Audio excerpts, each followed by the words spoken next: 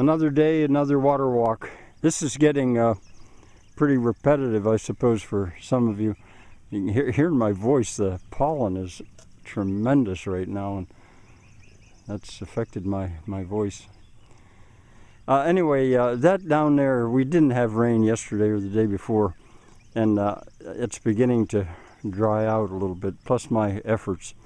And I added about 20 Jazanja feet here, probably here, and then some down there.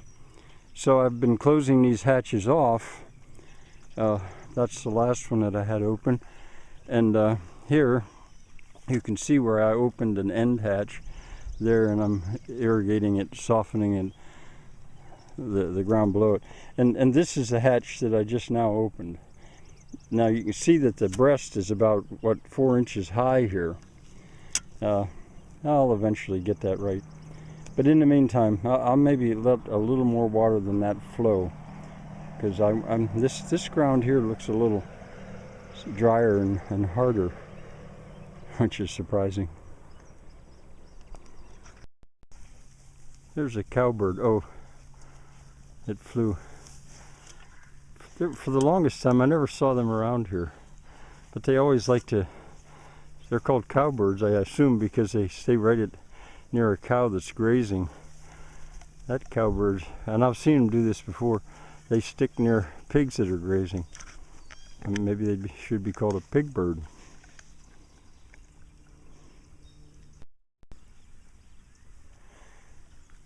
I stopped here because I filmed this dividing line the other day. I thought I should maybe say a little bit more about this. Consider that plowed and disked, but not yet harrowed. I could seed it. I could probably seed it in wheat or oats or barley or buckwheat. But then I'd have to take the pigs off it. What I've found, or grass, but what I've found in the past is whenever I've tried to do that, I would have done better to just let the native grasses come back. There's seeds throughout that, and none of them seem to get out of control. I'm studying it. One of the most major ones is ragweed, if you know that. The pigs love it. They eat ragweed. You just don't see ragweed where there are pigs, and it's one of a gardener's biggest problems.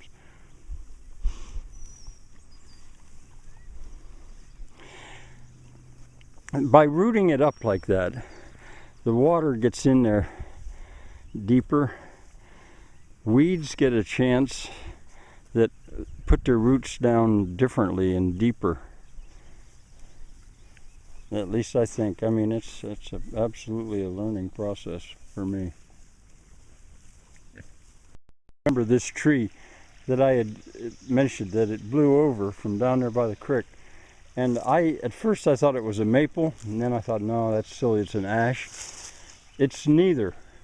And if I should know what this is. A gum, maybe? A black gum?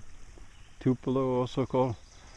I'm going to try to remember. I could put some leaves in my pocket, but I'm going to try to remember what those leaves are like and look it up.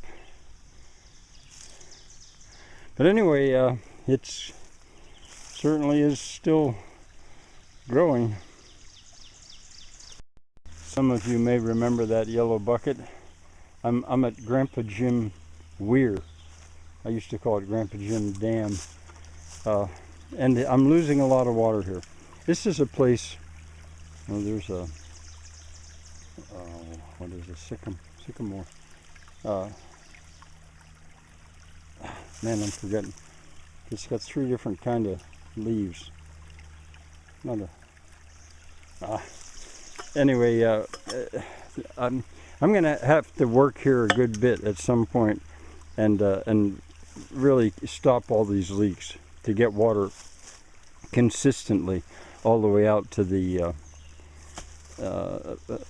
aqueduct.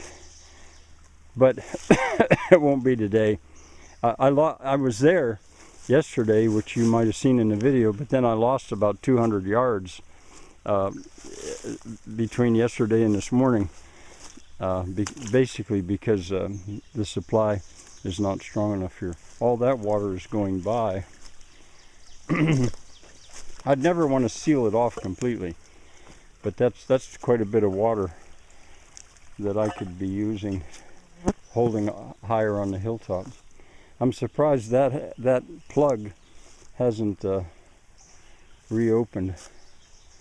It'll be fun to do this, but it'll be hours of work. I'll have to shut the water down in effect and really get to work here.